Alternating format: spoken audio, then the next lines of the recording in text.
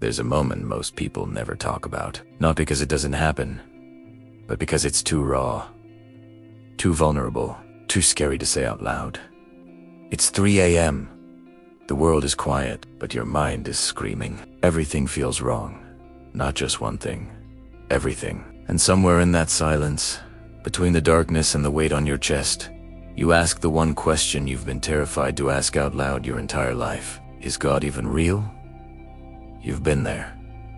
Maybe you're there right now. Maybe that's exactly why you clicked on this. And here's what nobody ever tells you that question. That moment at 3 a.m. when everything inside you is breaking, that's not weakness. That is the beginning of something, because what I'm about to show you isn't a sermon. It's not a motivational speech. It's not something designed to make you feel good for 5 minutes and then forget. It's patterns, real ones, hidden inside a book written thousands of years ago. And these patterns, they don't just describe ancient history, they describe your life. Right now, with terrifying accuracy. Stay with me. Because by the end of this, something is going to shift. I promise you that. Let's start with something almost nobody thinks about. The Bible is 66 books, written by 40 completely different people. Over 1,500 years, on 3 different continents. In 3 different languages. These writers never met each other. They couldn't email. They couldn't text. They couldn't coordinate. Some were kings sitting on thrones. Some were shepherds sleeping in fields. One was a doctor. One was a fisherman who smelled like the sea. One was a prisoner writing from a jail cell. One was a young boy nobody believed in. These people were separated by oceans, by centuries, by cultures, by everything. And yet, every single book, every single chapter, every single page points to the same story, the same themes, the same conclusion. Think about what that actually means. You cannot get 10 people in the same room today to agree on anything. Not politics, not religion, not even what movie to watch. We've never been more divided. But 40 people, across 15 centuries, across 3 continents, somehow wrote one perfectly unified story without ever speaking to each other. That's not coincidence.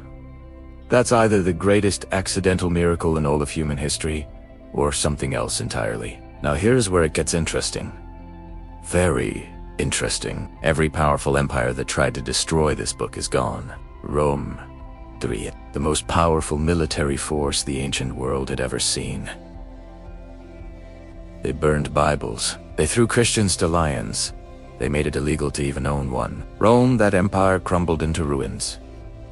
You visit it now as a tourist, the book remained. The Soviet Union tried. For 70 years, they banned religion. They destroyed churches. They arrested priests. They sent believers to Siberia. The Soviet Union, that empire, collapsed. The book remained. Napoleon tried. He laughed at Christianity. He called it outdated, irrelevant, finished. Napoleon, that man who conquered most of Europe, died in exile on a tiny island in the middle of the ocean. The book remained. And then there's Voltaire, one of the most brilliant, most famous atheists in all of human history. He publicly declared with full confidence that Christianity would be completely dead within 50 years of his death. He died in 1778. Within 50 years of his death, the Geneva Bible Society purchased his personal home. They set up their headquarters inside his house, and they used his personal printing press to mass-produce millions of Bibles. You literally cannot make that up, but survival alone doesn't prove anything. Old books survive. So, let's go deeper. The real question, the only question that actually matters is this. Does it work? Does it actually apply to real life? Does it speak to something true inside the human experience? And this is where things get uncomfortable. Open the book of Proverbs, written roughly 3,000 years ago. Just a simple line, 5 words. Pride goes before destruction. That's it. 3,000 years old. Now stop. Think about every powerful person you have personally watched fall in your lifetime. Every CEO who got caught in a scandal. Every celebrity who had everything and then lost it all. Every political leader who rose to the top and then came crashing down. Every friendship you've watched explode. Every relationship that ended in disaster. What was always there right before the fall? Arrogance. Every single time. Without exception. 3,000 years ago. Someone wrote that down, and it has been true every single day since. Or take this one. The Book of Ecclesiastes, written by a king who had everything, and I mean everything. More wealth than you could ever imagine, more power than any person alive, more wisdom, more fame, more pleasure, more achievement. He spent his entire life chasing more, and at the very end, after experiencing it all, he sat down and wrote, "Meaningless. All of it is meaningless." Does that sound familiar? Think about this for a second. We are living in the most entertained generation in all of human history. We have more screens, more content, more convenience, more comfort, more options, more everything than any human beings who ever lived. And yet, depression is at record highs. Anxiety is at record highs. Loneliness, despite being more connected than ever, is at record highs. Suicide rates are climbing. People who have everything are still empty. A man 3,000 years ago described exactly what we are feeling right now. He wasn't predicting it. He wasn't guessing. He lived it. And he wrote it down. But here's the part that gets me personally. Every single time. The Bible doesn't just describe human problems. It describes human nature from the inside with terrifying precision. Jealousy. Greed. The way we self-sabotage when things are going well. The way we chase things we know won't satisfy us and chase them anyway. The way we say things to the people we love the most that we can never take back. The way we hide our real selves because we're afraid of what people would think if they actually knew us. It's like someone opened up the chest of every human being who ever lived, looked inside and wrote down exactly what they saw. It's like someone wrote a complete manual for a machine, and the machine is you. Now, skeptics will say, and fair enough, that's just general wisdom. Any old book could observe human behavior. That's not special. Fair point.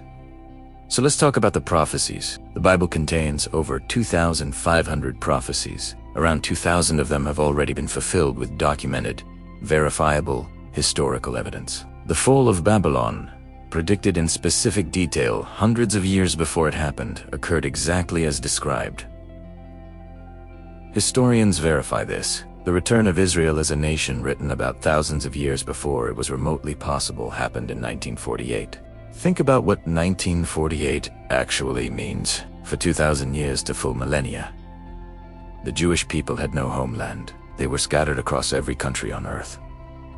No nation, no land, no home for 2,000 years. And then, in 1948, after 2,000 years of exile, Israel became a nation again, returning to the exact land that was written about thousands of years earlier. That had never happened before in all of recorded human history. The people scattered for 2,000 years, returning to the same land, to the same place, as predicted. Historians who have absolutely no religious belief, secular historians, atheist historians, call it one of the most statistically improbable events ever documented.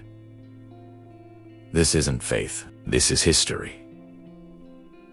But maybe you need something closer, something human. Let me tell you about a man named James. 11 years of drug addiction.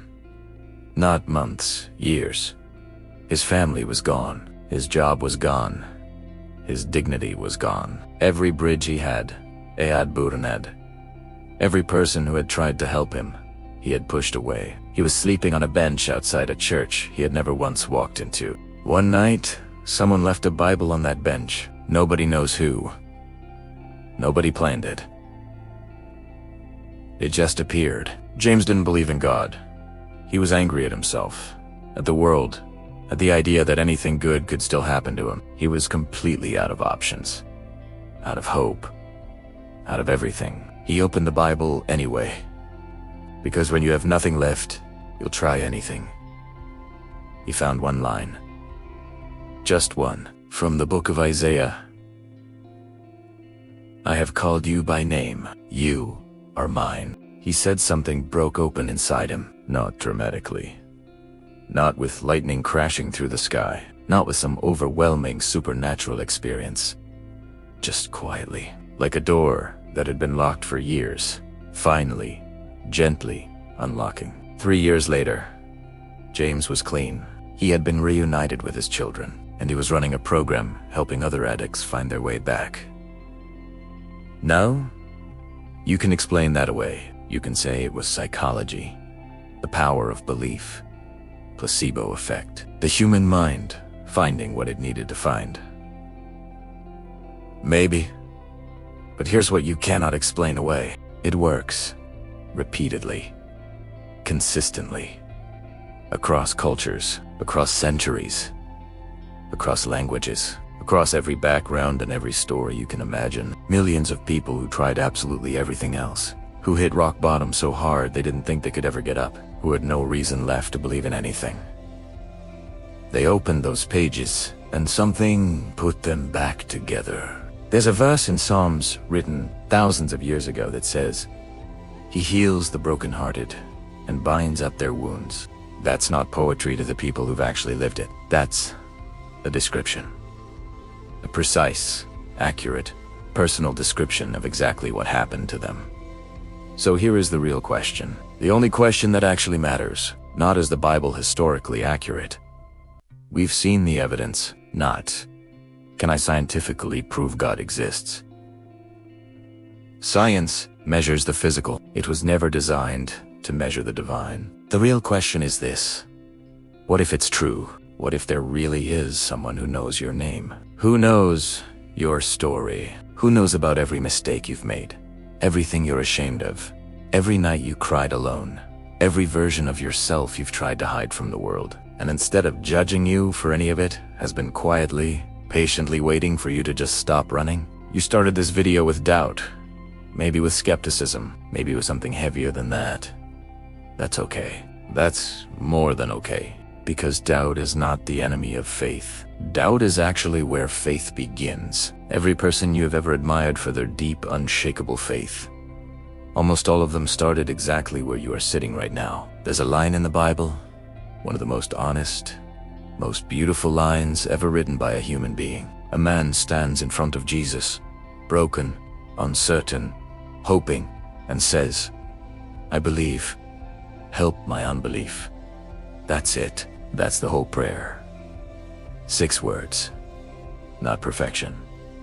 Not certainty. Not having everything figured out. That is the starting point. That is all it takes. You don't need to have it all together. You don't need to clean up your life first. You don't need to be sure. You just need to be honest. So if something in this video stirred something inside you, don't dismiss it. Don't scroll past it. Don't talk yourself out of it tonight. That steering, that quiet feeling right now, that is worth paying attention to. Comment faith below if this reached something inside you. Share this with someone who asks the same questions at night that you've been asking. Because somewhere right now, at this exact moment, someone is sitting alone at 3 a.m. in the dark, carrying the same weight you've been carrying. And they are searching for exactly what you just found.